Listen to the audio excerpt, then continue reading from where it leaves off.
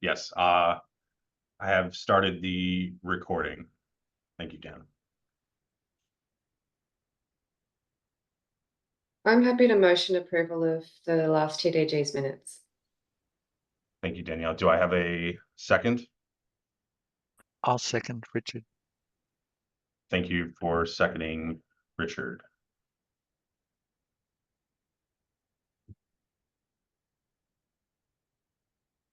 I will launch the poll now.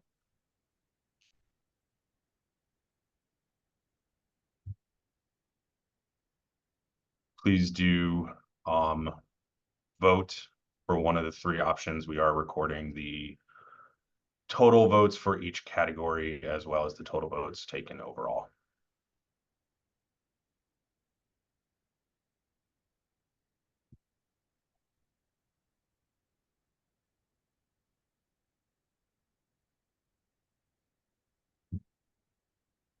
Okay, that looks like it has leveled out. So I'm going to end that poll and share the results with the group. We have 28 voters, of which 10 have voted affirmatively. Sorry, 18 have voted, 18 of the 28 have voted affirmatively, and 10 of the 28 have abstained.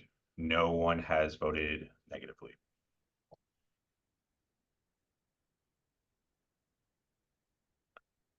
All right.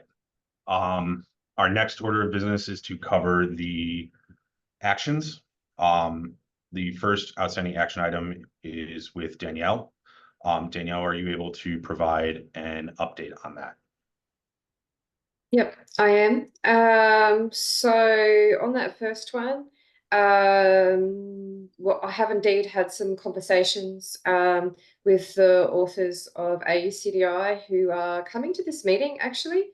They might be in the waiting room, actually, Andrew, if they are, to let them in. And also with Ken, so we've got still a section. We've got an agenda point on that to come back to this later on in the slides. So we'll go through what that clarity is and what the response was at that point. Oh, hi, Heather.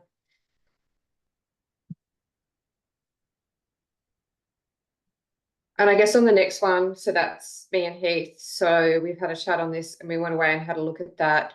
And yes, can confirm that the right place to put that narrative in the capability statement is capability statement.rest.security.description.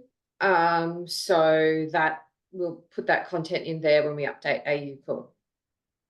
And I could just drop that in the chat so that you can see the full fire element path if you're interested on where the narrative of the security goes in capability statements.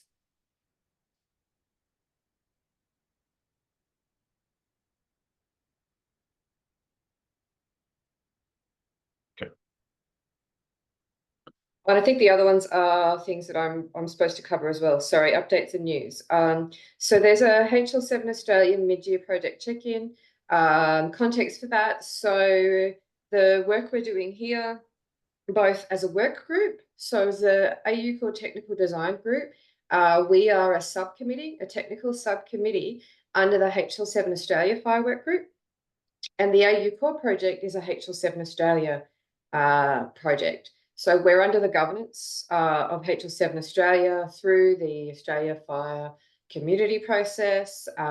And one of those governance checkpoints is coming up. So there's the next firework group meeting on the 17th of July, and all the HL7 AU projects, Core, e-requesting, there's 4 others. We'll be giving a bit of an update on where they are and where all that's going. Like all HL7 meetings, you're welcome to come along if you're interested. So we just popped in the date, time, and the link if you want to. So that's that one. And the other one is, so we talked in the last technical design group meeting and mentioned specifically out of where we were talking on biomarkers and date time of measurement, in terms of coming back to the clinical design group, and that it would be good to do a report back to the clinical design group So again, I've chatted to them and we're going to do a report back to the CDG at the next CDG, just for like a 10-minute session, and that is on August 13.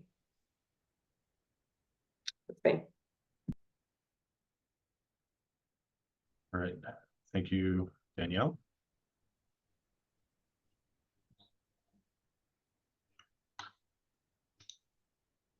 Danielle, were you also planning on doing the ballot for comment update? Yeah, I may as well. I mean, people have seen this slide again and again and again. We're very close. The eVote and the allergy intolerance item is just our last remaining piece to come to a position on before we go to ballot on AU Core. Everything else is done. Great news. And then as a final reminder, the next HL7 AU Connectathon will be the 20th through 22nd of August in Brisbane.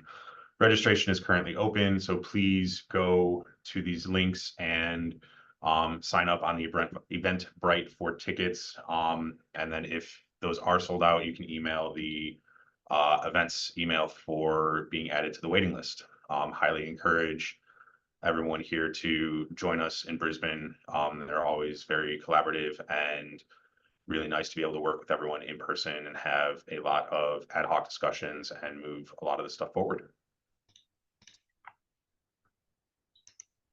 Right. With that, I will move us on to the AU Core testing topic.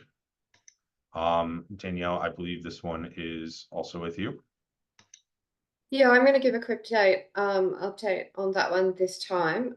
So pop to the next slide. So this is a quick update rather than really explaining what is going on. So for those of you who are thinking this is probably the first time I've heard this, there's a QR code on the top right for the AU Core testing Confluence page, which has a lot of information on it.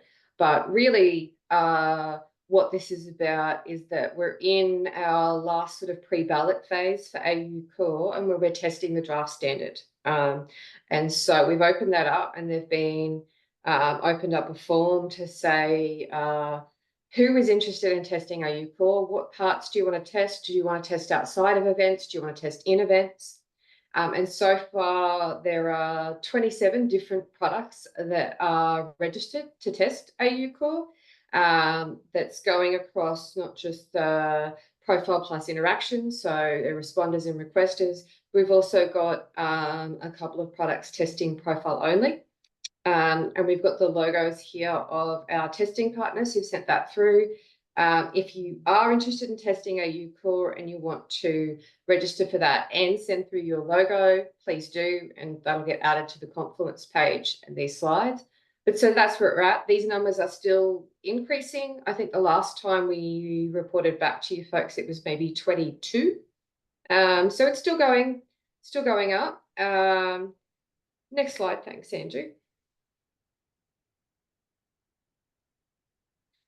And there's really only one sparked AU Core testing event open. So the Sydney one is, I think, next Monday. That's full up. So if you are interested in coming along to the one-day kind of dedicated events of getting in and collaborating and going with the Spark team and building things there, then Melbourne is where you need to be. So I am almost certain that there are a couple of spaces left for Melbourne. So if you are interested in doing that and you're available in Melbourne, then you want to get into that registration pretty quickly. And that's for the 1st of August day. Next slide. Thanks, Andrew. So this is a timeline. Again, those are the bits with the places still open. So that's Melbourne and also the HL7 Australia Connectathon, where there will be the AU Core track. There's also an e-requesting track there. And we're going to close off like the official testing period at the 8th of August, which is basically when ballot closes. Next slide, thanks. So results. So we've had a number of people coming in being really interested in saying we're going to test, we're going to come to certain events. So some of the things that have come through already. We've only got a certain amount of the test results that we've gone through and looked at the coverage to do some reporting on. So we've only got about 5 here. So one of those is profile only. The other 4 are looking at responder at this point, and this is going to keep increasing. The more detailed test coverage matrices will be on that Confluence page. We'll come back to this group with those eventually anyway, but I just wanted to give a quick update to say that's happening, that's coming in. We're getting some really good coverage across all of our profiles and the capability statements, except for sex assigned at birth, which is something that is not a must support requirement of AU Core R1, so that's a bit harder to track. And I think that's it for today's update on AU Core test coverage, but there should be a more detailed one in our next meeting. All right, thank you, Danielle. We have time for one question if there are any.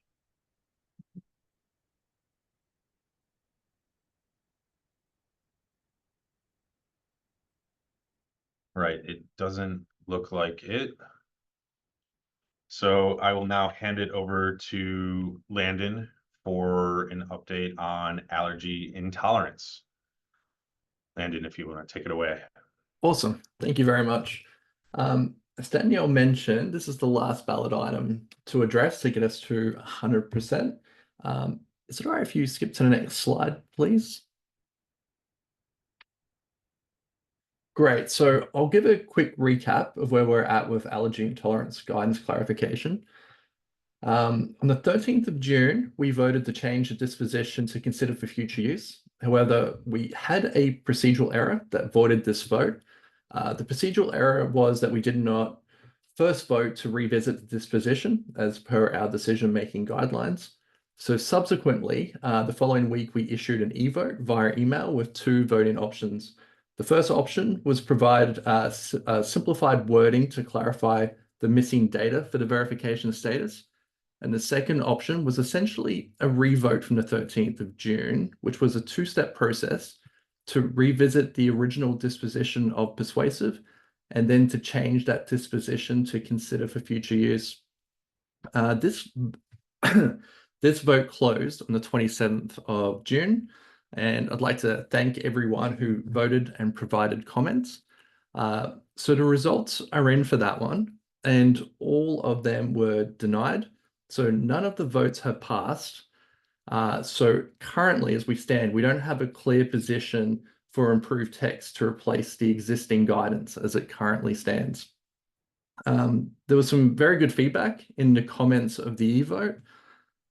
There were some calls to do further work on guidance clarification around verification status and refutation.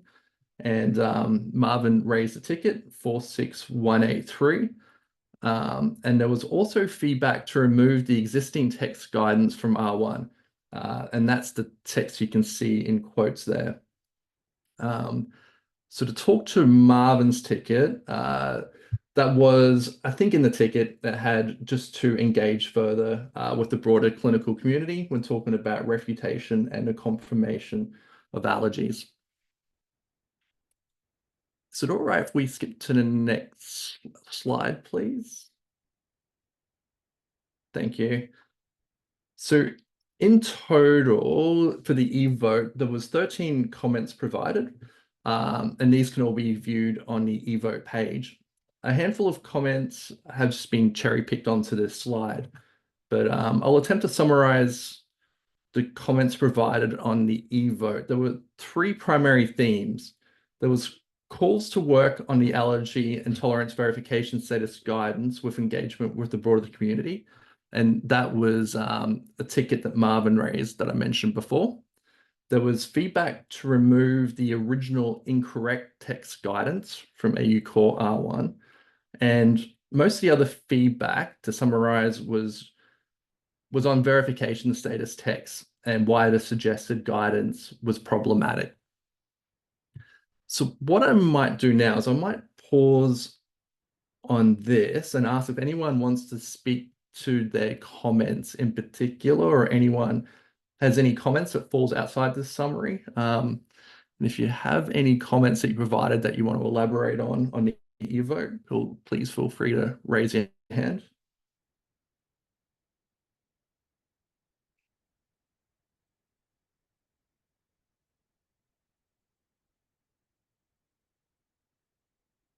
No? Okay. All right, we could maybe go to the next slide then.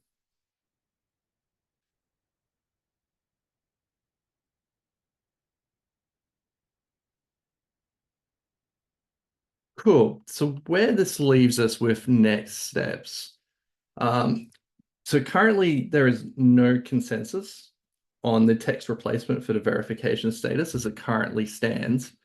So based on the feedback with comments provided on the eVote, there's been an issue raised by Marvin to engage the wider community with the verification status with ticket 46183. And there's been feedback requesting the removal of the original text guidance in the eVote comments. And that's the text, again, just highlighted up there in the, or not highlighted, sorry, just in the double quotes.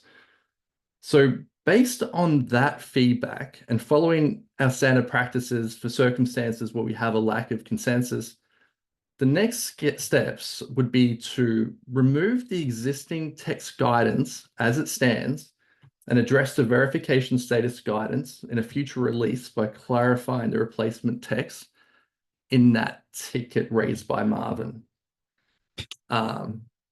So that's sort of where we landed from the feedback from the community with the eVote guidance. And what I might do is I might open this up for feedback. If anyone has any comments or anything to add. Brett, go ahead. Sorry, I've got myself on double mute. Yeah, I think it's a good idea to remove the existing text because I think there was general consensus that it wasn't adequate or good. And I think, yeah, we should just probably go ahead with that. At least not giving bad advice in our spec at this point in time. And obviously there needs to be more work done. Thank you, Brett. Heath.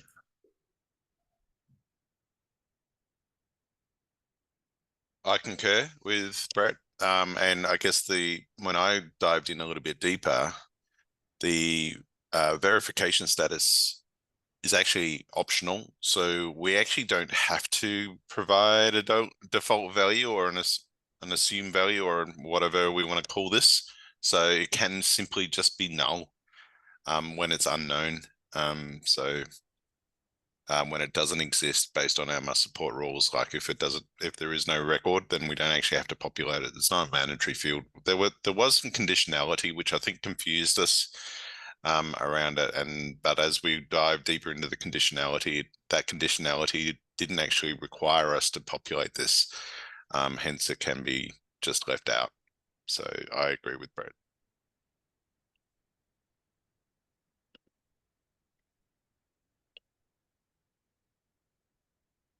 Great, thanks, Heath.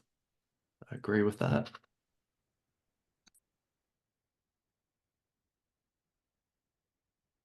Okay, with no further comments, if we jump to the next slide, I might talk through how we might proceed with this.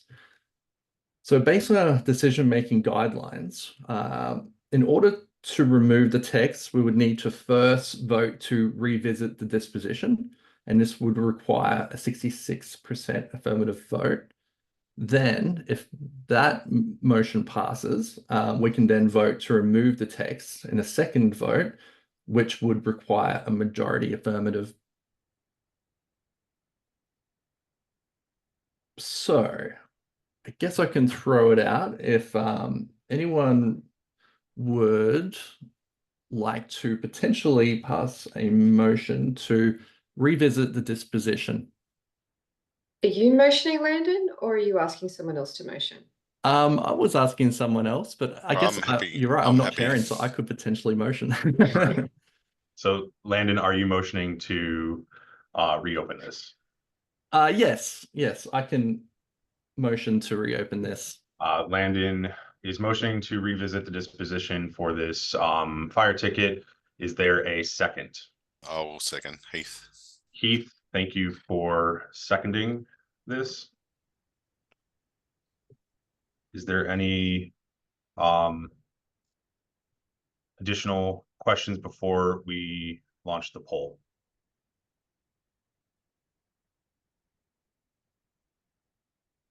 Okay. I'll be launching a poll for voting for the current motion, which is voting to revisit the disposition for this fire ticket, of which we will need a 66% affirmative vote. So for all those on the call, we are tracking affirmative, negatives, and abstains entirely separate. So please do enter a answer to the poll.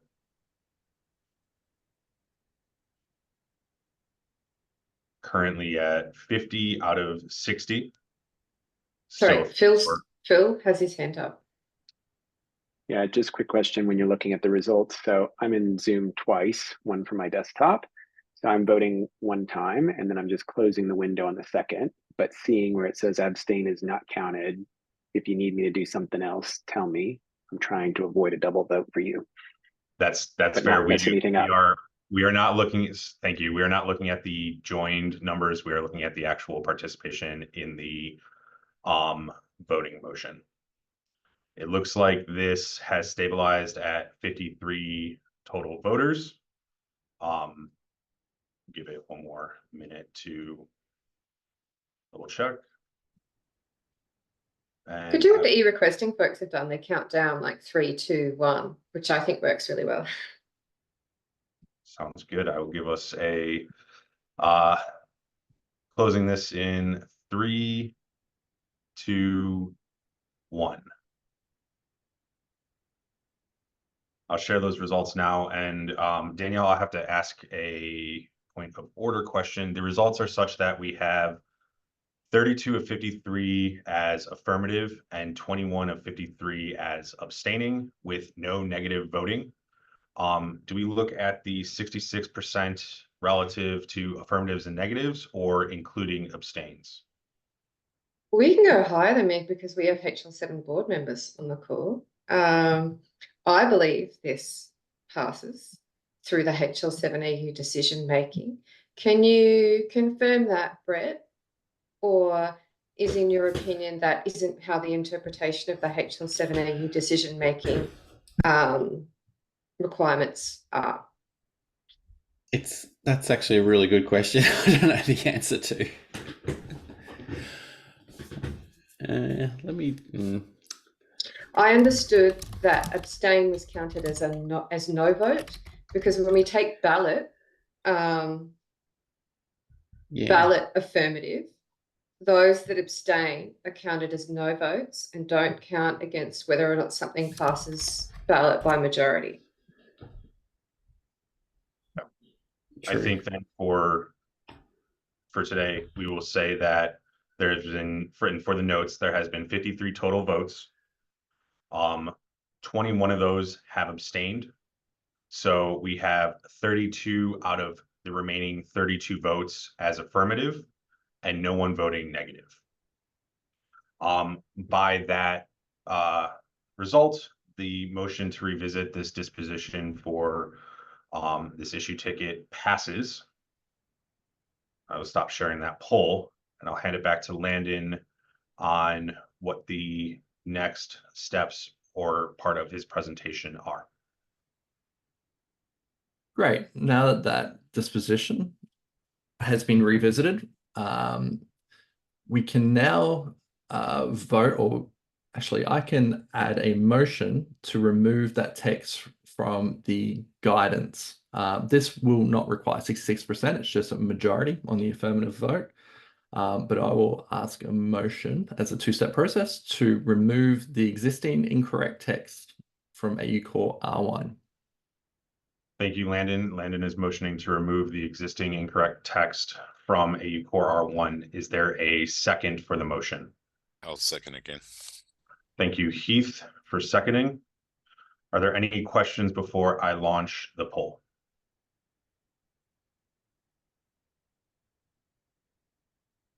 Okay, I'm going to relaunch this poll to vote for the current motion of removing the incorrect text from AU Core R1.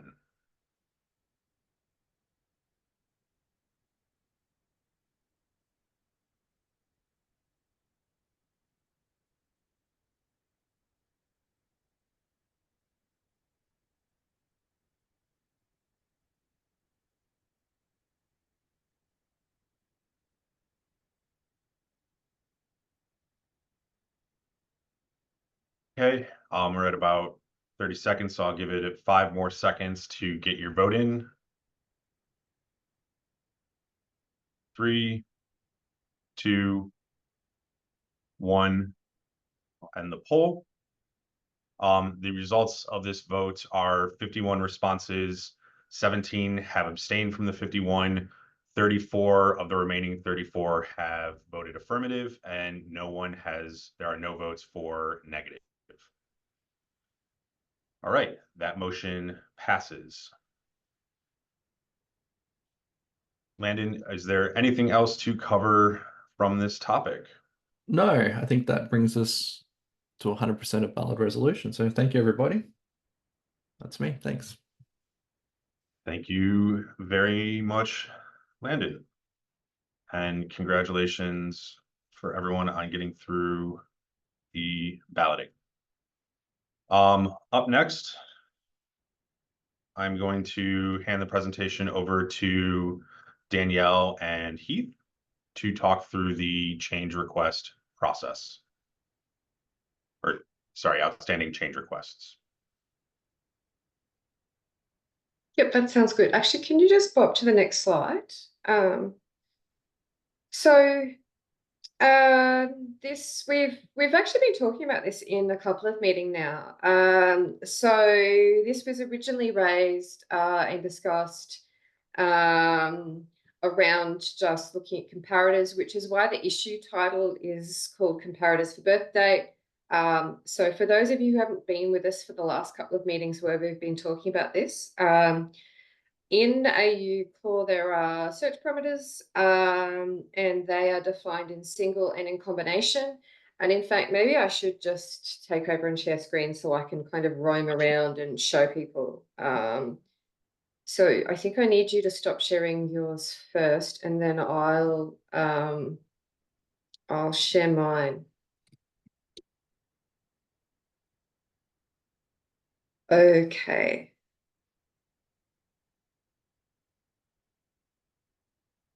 Righto, so everyone can see that? I hope.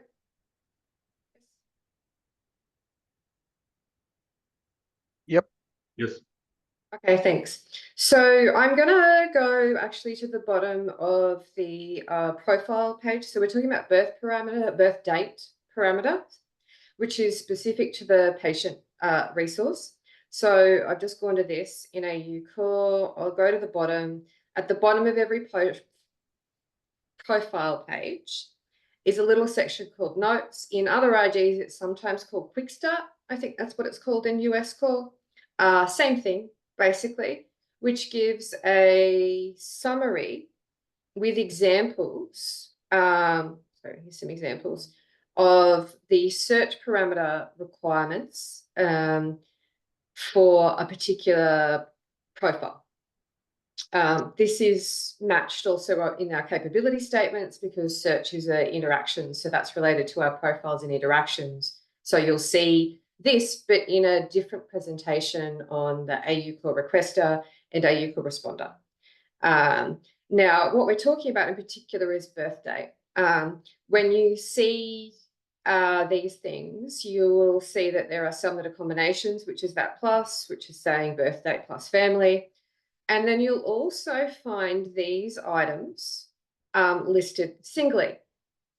And this is where we describe what requirements, if any, AU Core places on the birth date search parameter. And then that applies whether it's in combination or just on its own.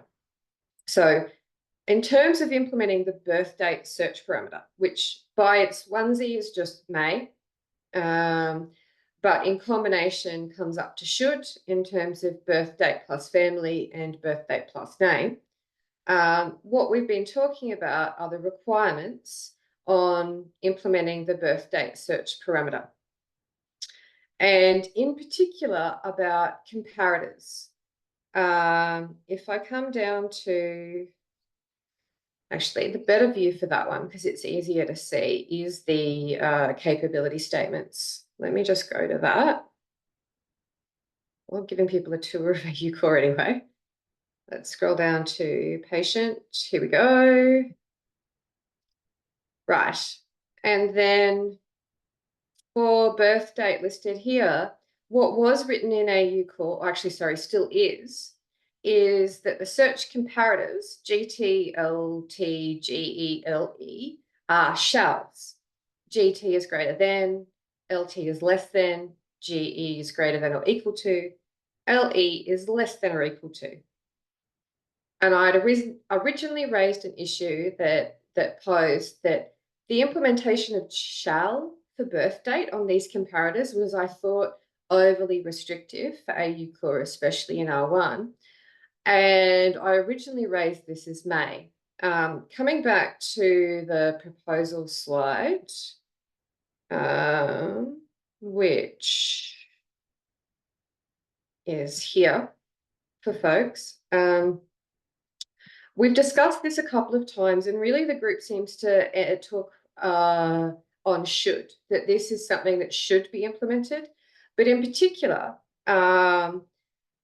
we've discussed what are the use cases and why should we and when would someone do that and when wouldn't. But what came out of the last meeting and why we didn't make a decision 2 weeks ago was because it was raised that really when you're talking about the ability to do a range on a date value, including birth date, what you're really also wanting to do is be able to use multiple and so that you can say greater than this and less than that. So you're not just limited to just saying greater than something or less than something. So you can actually provide the specific range in which you're looking to search. And so that was raised. And so what we ended up doing was postponing this. Heath and I agreed to go away and have a look at this and reformulate this proposal and bring it back in this meeting on multiple and how that should work.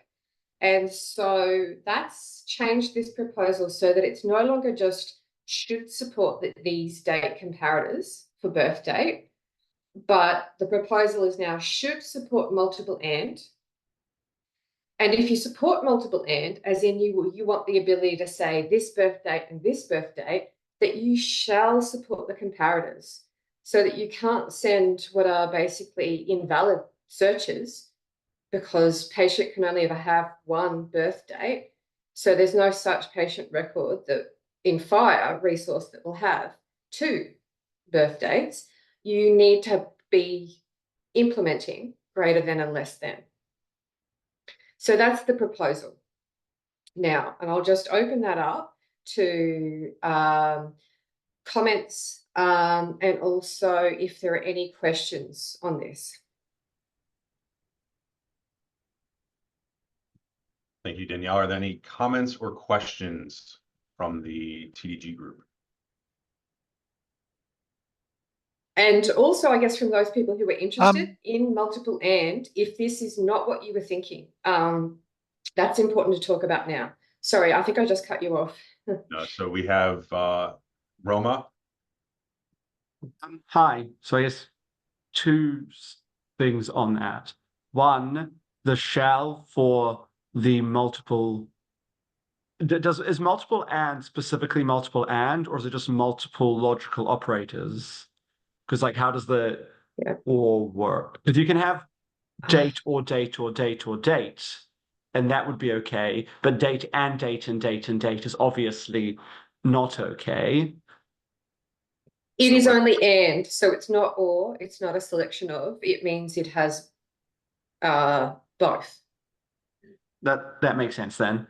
And then the other question is, in the other system that's commonly operated, that we were discussing last time, instead of making people support sort of complicated logical expressions from the client, you can put the responsibility on the server to understand, like 1980 nothing as a year, as just a filter for that year, which admittedly is not as good as the multiple and multiple or thing, because you can't be as precise, you can't do multi-year ranges, you can't do sub-month, but it might be lower implementation burden on the requester.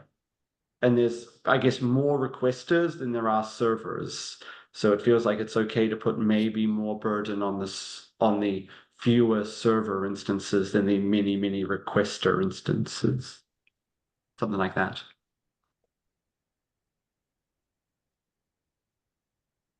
Does anyone want to talk to Roma's points?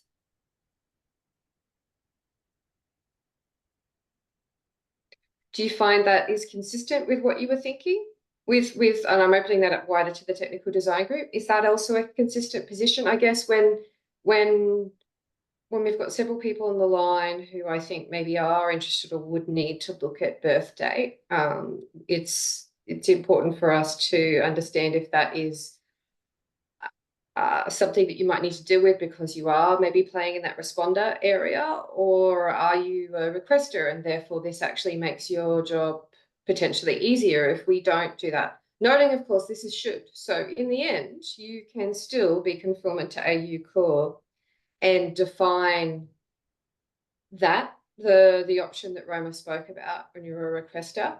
AU Core silent on it. So there's no guarantee that an AU Core responder can deal with that. Not that there's any guarantee that they can deal with the multiple and anyway, that's on their system to advertise which parts of the capabilities that are recommended rather than mandatory that they have actually implemented.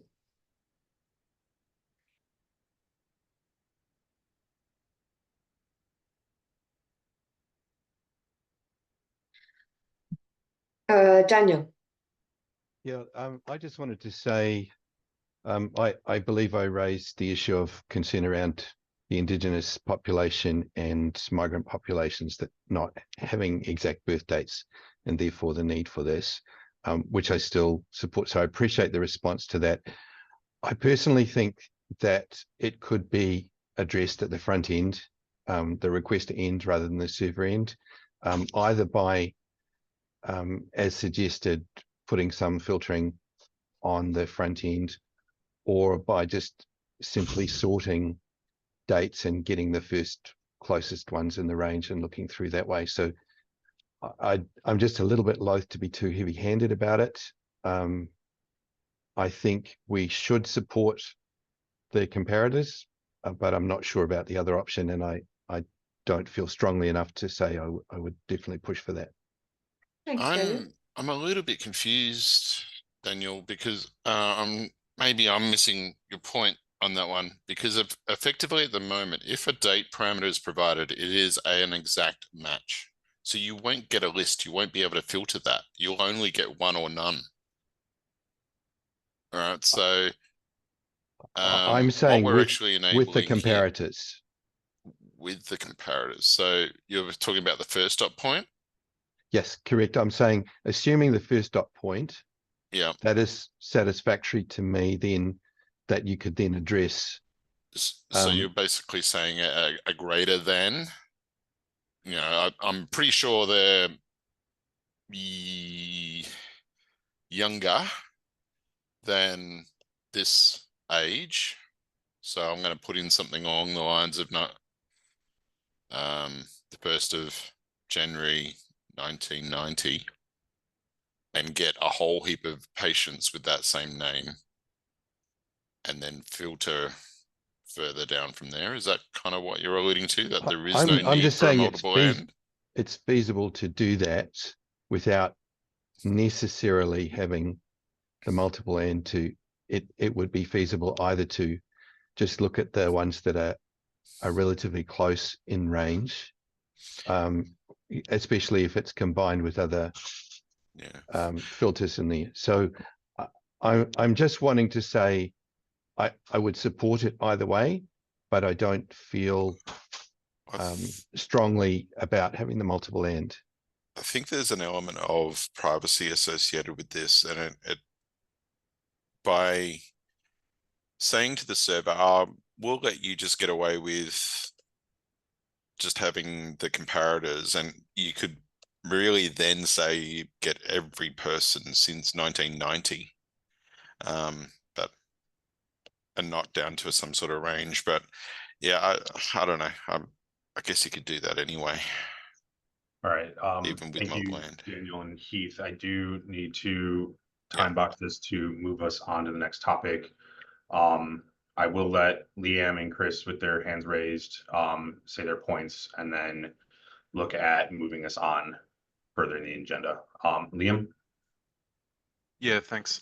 Just a point of clarification. So if a requester claims they support the date comparators, does that mean that they can formulate a search request with the comparators, or it means it has to do some client-side filtering? I just wanted to check. No, it means that they can formulate a request using those parameters. Okay, that's what I thought. Good, thanks. Yeah. And Chris? I know I'm late to the party, but I think like most use cases would require that sort of range. Like if I think about when we search for a patient, you know, we're looking for a patient, we might know their surname or whatever, and a rough age range that we want to sit within. And doing that server side is going to be much more beneficial than trying to do it client side. I think my position would be to support the multiple ands. Mm-hmm. Thanks, Chris. So I guess let's talk about the difference between just point 1 and point 2. So point 1 allows recommends the use of date comparators. Doesn't talk then, if we only go with point 1, which is what we were last fortnight, then we're only saying that we recommend that you should be supporting comparators. That lets you say things like either search for people older than this, or older than this in exactly this, or younger than this, but it doesn't let you specify a range. Out of our last fortnight, it seemed that we were shifting that conversation to say that actually it would be really helpful to not just be able to just say greater than and less than, but to give a narrower range, you know, less than this, greater than that, and that is what multiple and does. And so that's that second bullet point, is that range. So before we proceed a bit further, can I get hands up from people who are just interested in the first point on date comparators? And don't put your hand up if you either aren't interested in any kind of like greater than, less than, or date ranges. If you're only interested in exact date searches for birth date. So I'm not seeing any hands up. Maybe that's because I was really unclear. I guess I'm trying to differentiate in a way between, are we going to move towards both points or just one of those points? Because so far I think everyone's on board with date comparators, those who are interested in date searches. Is that the case? Clearer, please. Yeah, okay. What I was going to suggest, Danielle, was that we just vote on these Should we just individually. vote? Yeah, like I'm happy to motion that we just do the date comparators first, and then we can do a second motion for the second dot point and see where we land. Does that help, Richard, for example, if we did that? Vote on each of these individually, individual dot points? It doesn't apply to me, but I can imagine people wanting to say, only use comparators with an and. I don't know whether that's a position that anyone holds, but I can see that's a consistent position. I say, I only want to have ranges. I don't want to have unbounded ranges. Now, I don't know whether anybody has that position. And the suggestion that we vote for the first one and then vote for the second one will confuse people who want to vote for ranges, but not for unbounded greater thans and less thans. Well, if you want the and, you'd got to have the first one. That's kind of the way I see it. The second one is a further constraint. So it's an add-on. yeah. Point 1 is is It's there, an and the add-on, but second it's point kind is of an an add-on. important thing to say. If we should be doing this, we shall allow specific ranges as opposed to open-ended ranges. So I think really the vote is, do you want to allow comparators with a single date parameter? And then the second vote is, do you want multiple date parameters, and hence you shall support comparators when you do that? So that In the interest of time, is there a motion or anything for the group? I'm having a motion that there should support these date parameters GT, LT, GE, LE. Thank you, Heath. Heath is motioning to make the date comparators for birth date to a should. Is there a second? Yeah, I'll second that, Daniel. Thank you, Daniel. So the motion is to make these date comparators a should, and I will launch that poll Yeah, we've just been on the phone. now. We have kangaroos like in our. All right, so the vote for the current motion is live. We'll give everyone about 30 seconds to get a vote in. Yeah, like Southern Highlands where we live.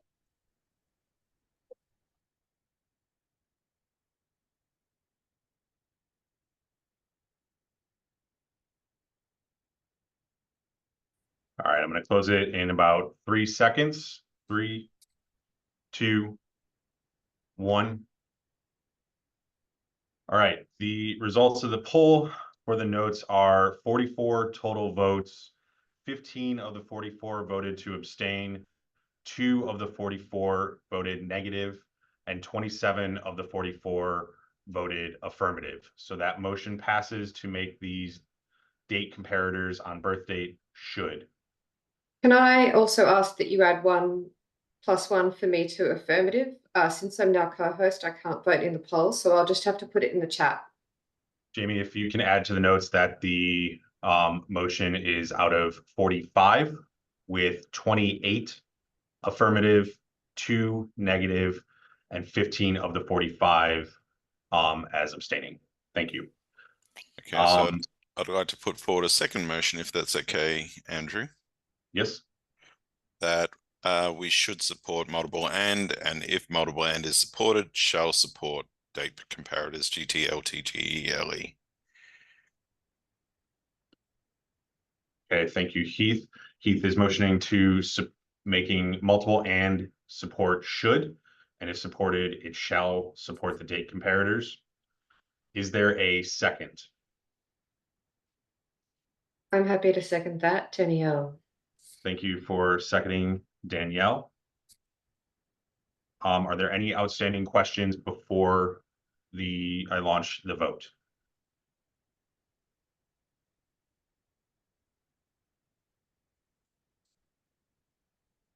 Okay. I've launched the poll for voting on the current motion to make multiple and should support. I'll give you about 30 seconds to get your vote in.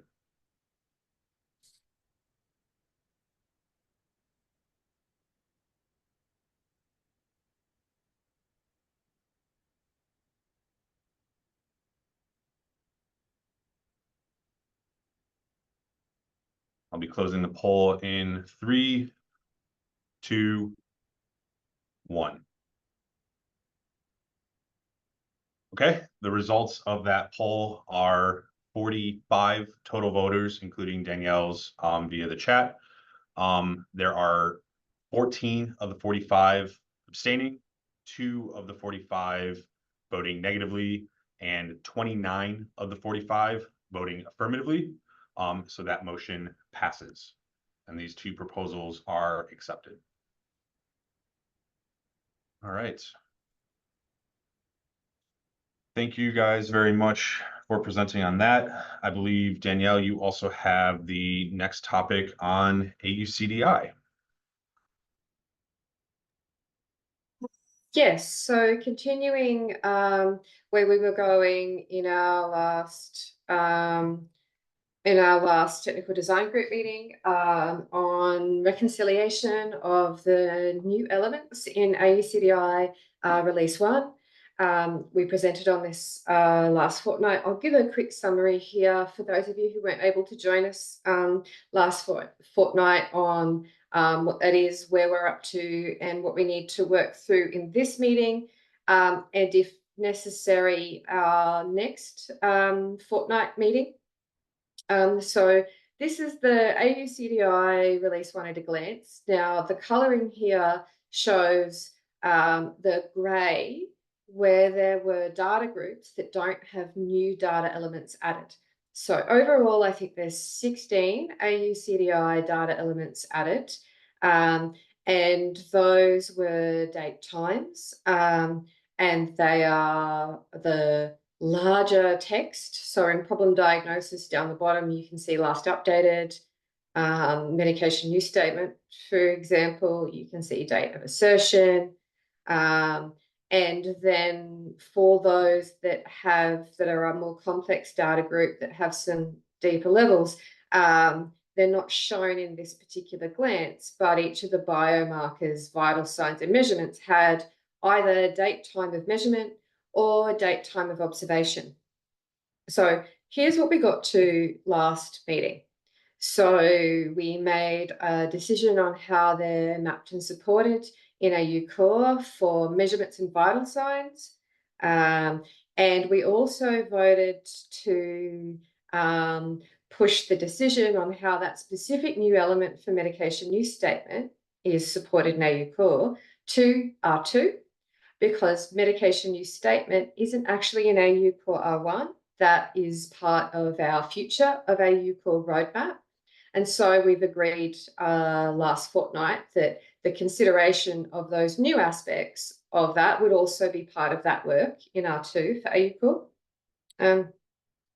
Quick, I guess, summary on the measurements and vital signs then. So in AU Core, we already had the mappings for each of those AUCDI concepts like body weight, waist circumference, and the date time of measurement, or the date time of observation for that was mapped to the AU Core observations, clinically relevant date time, which means it goes to observation.effective date time. I think our IG has already been updated with that. I'm curious enough to go check now. So one of the things I'll just be demonstrating here is that in the AU Core implementation guide, under guidance, there's a section called AU Core data for interoperability that describes the mappings. And so when we go here, there is a mapping table that lists all of those elements, what they're mapped to, and also has some comments. For example, what we've just noted today, that this is new and we're working through it. But I believe this has been updated now for our measurements and vital signs, that this does indeed map to our effective date time of the corresponding observation. So that's where we got to on those ones. Now, where that means that we still have date time of measurement for biomarkers, and to also consider the concept of last updated for these data groups. So that's where we are now. What I wanted to start with was date time of measurement in biomarkers. And I wanted to start with that, which is related to the action in the beginning that we talked about this last fortnight. The original proposal, oh, here it is. Here's the original proposal,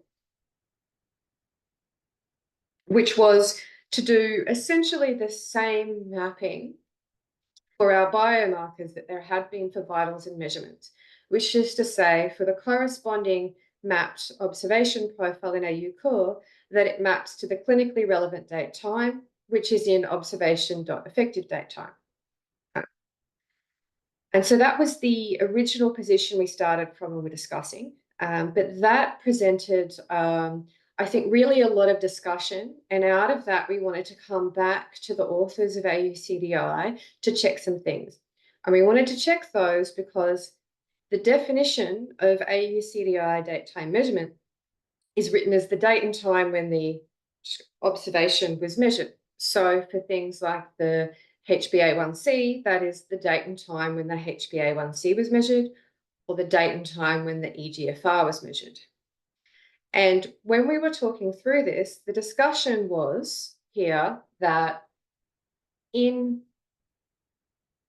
AU Core and in AU Base, how results from pathology are mapped, or the clinically relevant date time is viewed as the time of specimen collection. And so we discussed at some length on, is that really the semantic match that was being asked for in AUCDI for the date and time when it was measured, or were they looking for something else than time of specimen collection? So I agreed to take an action and go away and talk to the AUCDI authors who are online here. And we've had that discussion with them. I think I'm also happy to present that, but I know Heather and Kylie, you're on the line. Did you want to provide a summary of the perspective of how that element was intended to be used and the suitability of the mapping of that to that element? Thanks, Danielle. I mean, for us, these data groups were really, they're kind of a little bit of an in-between stage where they're not quite results. So that's why they were called biomarkers. And so we were kind of trying to align with common practice where clinical systems are already kind of doing this. So for us, we would expect the map to go to a date time specimen collected if that's available. But we do kind of note that when we do look at pathology tests as a whole, we do want to make sure that we correctly represent test results from a lab as well as like point of care documentation. So for us, we kind of purposely left it a little bit more open, and that's there. Heather, was there anything else you wanted to add there? It's really just that we're trying to reflect the state of the patient at the time. So it's certainly nothing to do with the date that it, are reporting or any other kinds of dates. It's about effectively when things were measured or specimens were taken. So the effective date makes sense to me. If that aligns with the time of specimen collection, that works, but I don't understand some of those nuances there. It's just what was happening in the patient at the time. Thanks, Heather.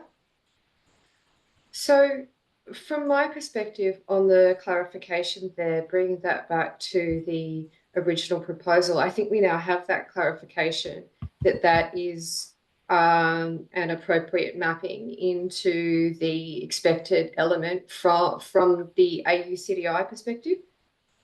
Is there anyone else on the line who has any comments on this or wanted to ask any questions from the AUCDI folks, or also to raise anything else they think that we need to consider before we go into the proposal that this maps to that observation profile's effective date time? Hi, it's Vince McCauley here. It is particularly important where people are doing serial measurements of these things, which you may take samples over 7 days and then analyze them all at the same time. So mapping this to the time of analysis would not be helpful in terms of understanding what's happening to the patient. Mapping it to the specimen collection time is much more sensible. Thanks. Hey, Vince. Heather? I agree with Vince, but I was also going to suggest that when we move to the point where we can actually put pathology test result observations into AUCDI, there won't be this kind of vague date time of measurement. It will be equivalent to the specimen collection date, I would anticipate. So just to add that clarity as well. Thanks, Heather.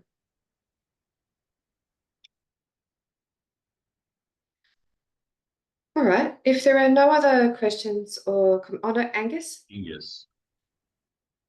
So are we going to change AUCDI to not say date of measurement? I understand this is a proposal to map it to effective date, which is the description of time of specimen.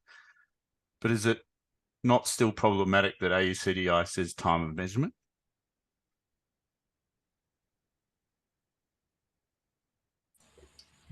I think that's something maybe Heather and I need to go away and discuss.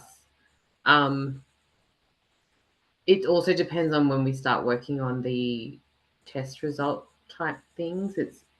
This was always an interim, and we were always in sort of a bit of a difficult situation with this section. Like we had competing priorities and competing pressures on this. But we'll take that on note and come back to you, Angus. So thank you. Yep, thanks. I think what's safe to say, Angus, that date and time of measurement, will be able to be mapped to time of specimen if that's the decision. That will be consistent all the way through. But yeah, there are other pressures that made it impossible for us to go straight down the line of doing pathology test observations to begin with. That's part of the documentation in AUCDI is saying that this is really a placeholder in some ways so that we can actually start to record this, and so it's consistent with what's currently in systems, which is currently a bit messy. So yes, it is a messy, muddy area, but I think there is a way through this that can be consistent.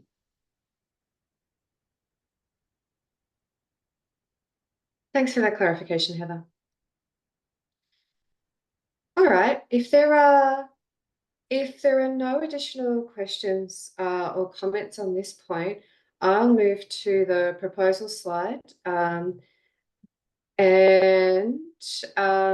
propose that we do accept that mapping for the biomarkers to observation effective date time, noting that expect specimen collection time. Thank you for the motion, Danielle. Is there a second? I'm happy to second. This is Philip. Okay, thank you for seconding, Philip. So the motion to the group is accepting the mappings of date time. If there's no outstanding questions, I will launch the voting poll.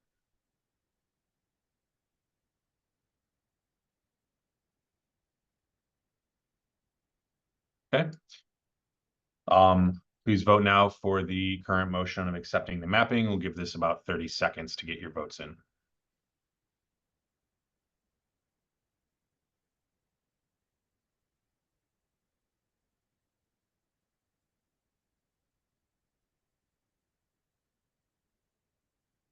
Danielle, I noted your vote in the chat, so thank you.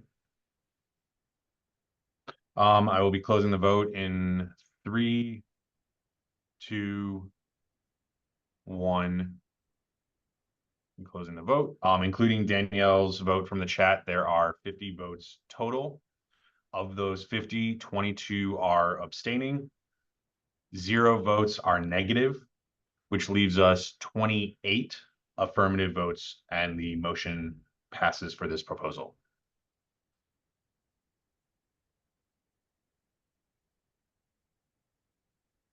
Back to you, Danielle. All right, so that means we're on to our last group. That last group of elements is called last updated. And this applies to the following data groups: problem diagnosis summary, adverse reaction risk summary, sex and gender summary, and tobacco smoking summary. So I believe I have a definitional page. Oh, it's a complex slide. Sorry about that. This one's going to be really interesting. So in terms of last updated, the definition in AUCDI is not that. I've written that wrong. Let me edit the slide right now. Last updated, honestly. Copy and paste. Right. So it's the date and time when the data group under discussion was last updated. So for sex and gender, that's the date and time when the sex and gender summary was last updated. For adverse reaction summary, that's the date and time when the adverse reaction risk summary was last updated. And then the same goes for those other items, being procedure, and also around problem diagnosis summary. And that is also a date time data type. Now, how that maps into FHIR is a very interesting question. Last updated and similar elements of that nature are things that other national programs like US Core have considered at great length on how this is supported, and it's taken them a few years to come to some position. With the way FHIR works, there's a few options. I'll talk through what I've got on the right here, because unlike the others, I don't have a immediate, this is R1 position. In fact, what I'll be proposing is walking through what I think our potential options are in FHIR and in AU Core. And I'll be suggesting that we actually put this to our backlog, noting we go out to ballot for the first release of R1, and something as important and complex as last update needs to be worked through a release cycle. And I think that's something we should pick up in R2. That's what I'll be motioning, but let's talk about it today and see where we get to. I realize there's only a certain amount of time. So Andrew, can I check, what do I have to time box this to? Because obviously we can still talk about this in our following meeting as well. So we have the remaining topic of AU Core progress and ballot preparation that you have 15 minutes allocated for. So we're coming up on the end of this topic in the next 0 to 5 minutes. All right, so I guess maybe it's a quick highlight of this, and we'll have to move the discussion, if there is interest in a discussion, into our next fortnightly. I've done a bit of research on this, and I've gone away and I've looked at a whole bunch of things, and I think really the things that pop up as potential candidates for considering last updated start with personally my favorite, and it is a known solution, which is provenance resource. The FHIR provenance resource, and we used to have an AU Core provenance profile, but that has been pushed out of R1. Is a known and implemented way to address this kind of data element. It is where US Core has landed. I wanted to also bring up, because the thing that people most tend to go to when they think about last updated is resource.meta.lastupdated, and this is not suitable. The meta.lastupdated is a system infrastructure managed date that changes anytime a resource changes. So if you're security tagging the resource, that date gets updated. It will have nothing to do with the last time a clinician ever cited this. So it's not a solid, safe position to be putting this kind of like business date time value into. One of the other considerations should be whether or not there's a native element available in the resource. So for allergies, intolerance, which is how we've mapped our adverse reaction risk summary, there's no element available, and there is no native element available for this for any of the other FHIR resources that support this directly. Things like problem diagnosis summary are mapped to condition. If we don't go down the path of provenance, which I do think we very strongly need to consider, really our only other option is looking at extensions. There is not, at this stage, a Core FHIR extension that does this. There's only a Core FHIR resource. So we would need to be creating an extension. There isn't one in AU base yet either. And we would have to be considering whether or not we are trying to create that kind of extension. Do we keep it Australian? Do we push it into the FHIR standard? And also looking at some of the refactoring work that might come out of that down the line with maturity, if we end up considering an extension. Now, they're the options I'm aware of. I'm interested from folks on the line for last updated. If there's something I missed, I'm very open to that. If there's some other kind of spot in fire that they can think of where something like last updated from the AUCDI perspective can be supported. Any thoughts? Heather, you have your hand raised.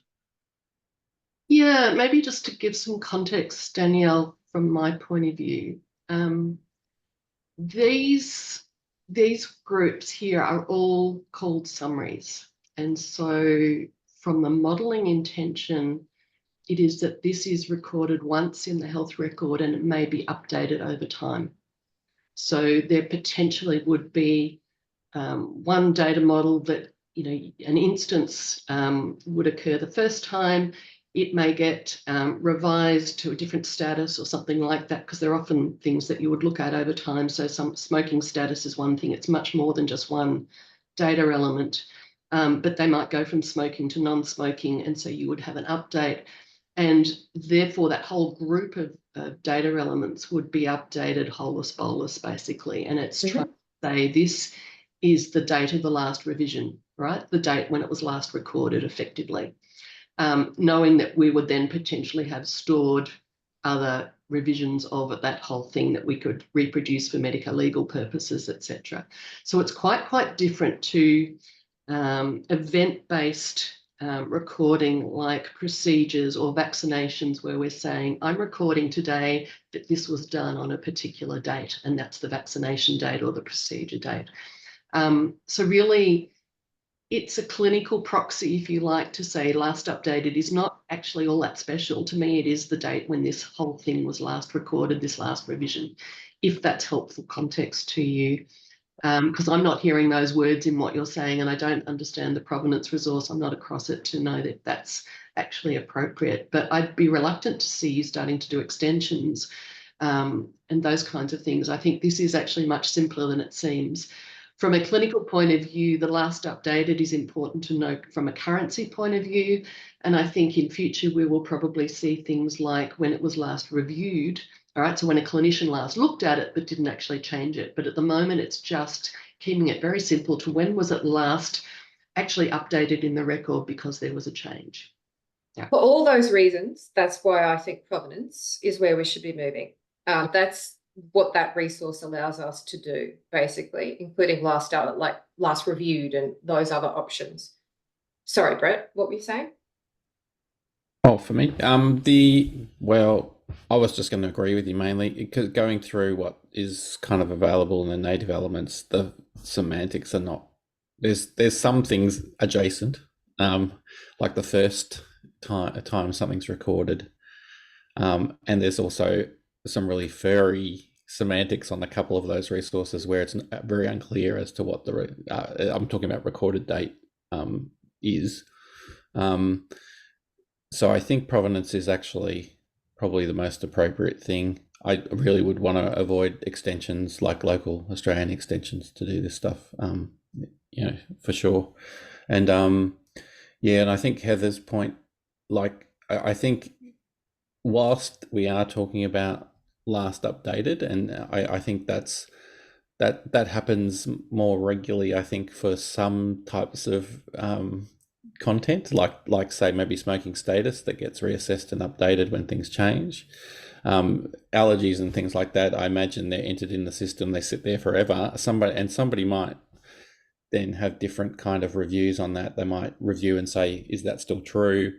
And essentially, I'm not aware of many systems doing this, but reasserting that as being true, right? And it's you know, and I think that's where provenance is actually quite useful, because you can sort of capture those different kinds of semantics about the data. If you don't actually change the data, you still can have a record that it was changed. You can have a record it's been reviewed. You can have even a reassertion of its nature, right? And that's essentially external to the changing the resource content itself. So it's actually a pretty useful kind of mechanism.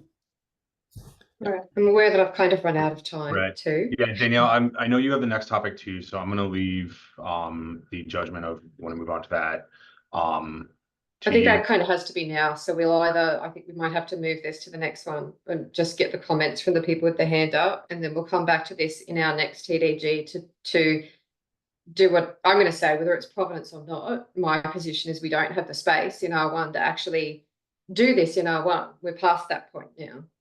So we'll move that topic to the next TDG for sure. And Daniel and Heath will let you make your comments before moving on to the next topic. Just real quickly, I think I agree with you about provenance being the best option, but another option that works for condition and that I've seen used extensively in the past in Europe and I believe in the US as well, has been where you get a reassessment of condition for oncology and you get a staging change, you actually create a separate resource.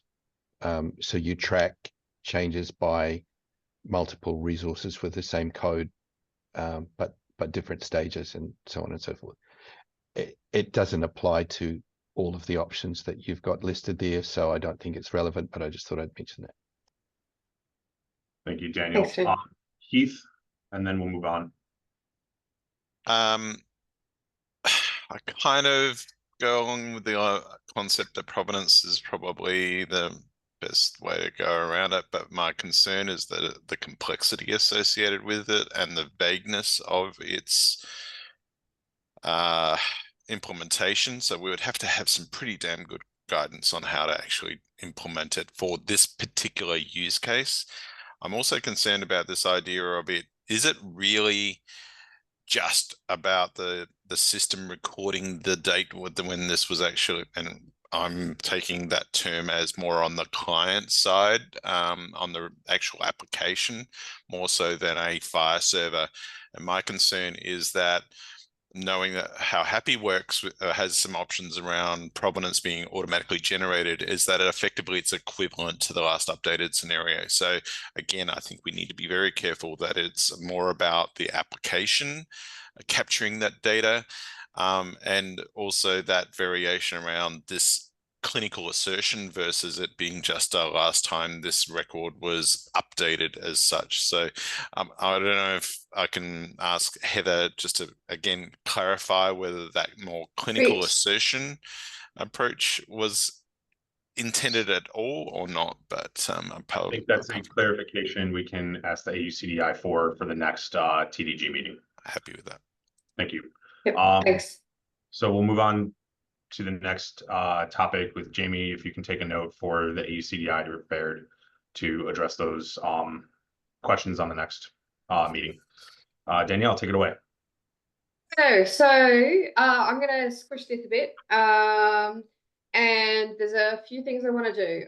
One, pats on the back, all of us. Where are we now? We are coming to the end of testing. And we are very, very close to ballot. We are less than a month away now before we go into ballot of our R1 standard. And then as we go through ballot and reconcile that, we could talk about what are we going to do in R2, things like last updated or medication use statement. Just moving then into here. So here's kind of our short-term pathway. So we've got one more meeting, which is the next one, before we publish the ballot snapshot. So our hard priority for the next meeting is to finish our discussion on reconciling the AUCDI elements. So we've just got last updated to go, which is to come back, have a bit more of a discussion and decide whether or not that really is something that we are going to be working through in a future release, because that will require, work to go through that use case, define a profile and support, and then go through and test it, which I think it is, whether it's a profile or an extension. But that's our topic. That's our main topic for our next one.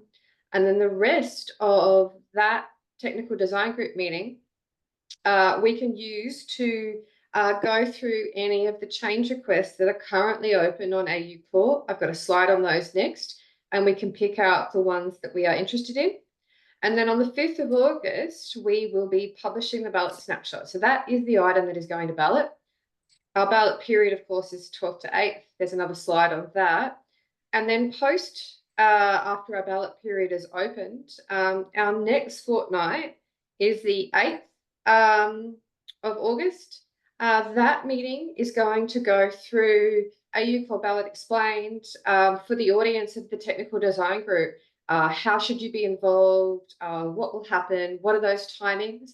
And for us to also plan out some of our ballot reconciliation meetings throughout the next couple of months. And then related to that, actually, I wanted to note that HL7 Australia has on the 16th of August a ballot participation information session.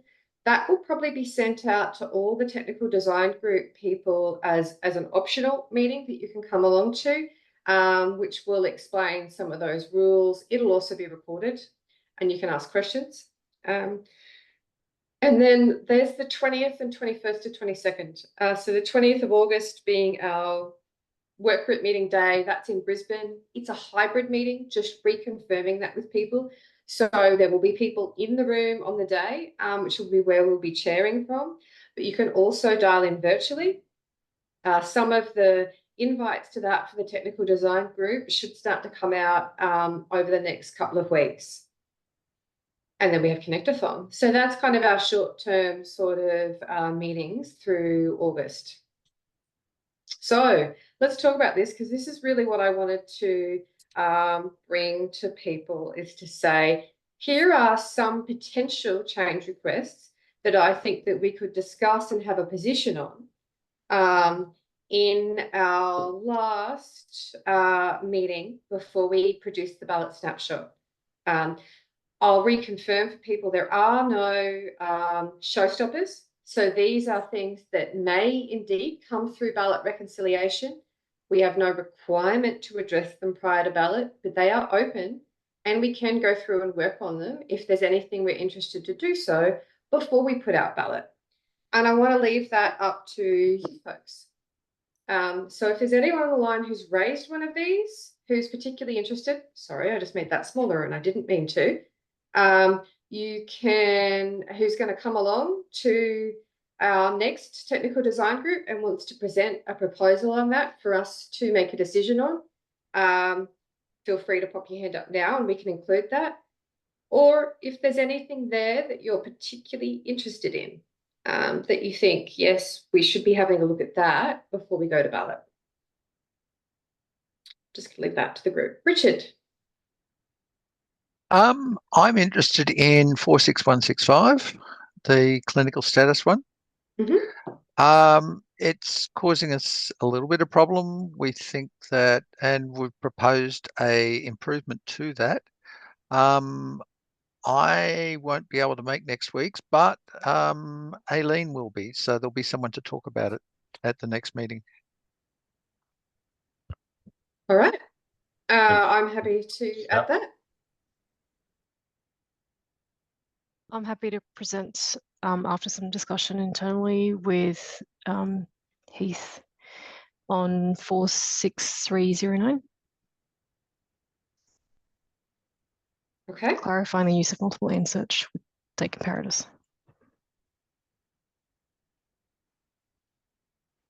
All right, we've got 2 candidates.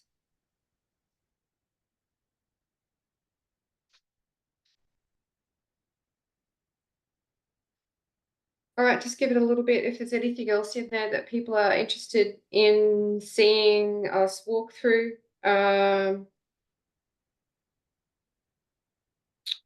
Otherwise, we might leave it at those items. And more can be added to the agenda if someone on the line finds something that they think needs to be added to the agenda. Please reach out to me through tap.fi.org and we can do that. All right, so we've got those 2 items. Let's talk about the ballot period. So ballot sign up is open and available right now. So you can sign up for the AU Core ballot. These are for people, individuals or people who work at an organisational member to sign up for that ballot period. The form is out there and that ballot sign up goes until the 5th of August. That's a hard deadline to sign up for. This is through the HL7 tooling. I think we've got 21 people so far. It might be 22 who have signed up to ballot across, I think maybe it's 10 different organizations for AU Core. And then our ballot period is the 4 weeks from the 12th through to the 8th of September, where the ballot is open and people will be voting on feedback. That doesn't mean that if you are not a ballot voter, you can't be involved. You can be reviewing the AU Core ballot version and raising juror feedback. While you can't vote on it, that makes it available so that those who are voting can indicate that a piece of feedback needs to be addressed. And then we have our ballot reconciliation period from our 9th of September through to the end of October before we look to publish at the end of January. I'm just highlighting here that what's going out to ballot at the same time is AU Base, AU Core, and e-requesting. All of those are subject to the same ballot time frame for the ballot period. And I'm just going to do a quick note here on the working standard, although we've run out of time. So let's leave that to another day. And I'll go through some of the ballot prep and so forth in another meeting. I think we've covered off what really has to be covered in this session. Thanks, Andrew. Excellent, thank you. So just as a reminder, the next TDG is 2 weeks from now on the 25th of July. And thank you everyone for joining today.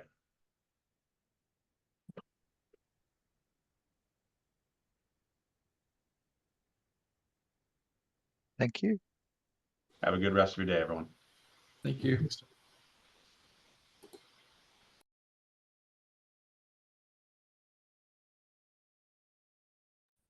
I'm going to stop the recording now.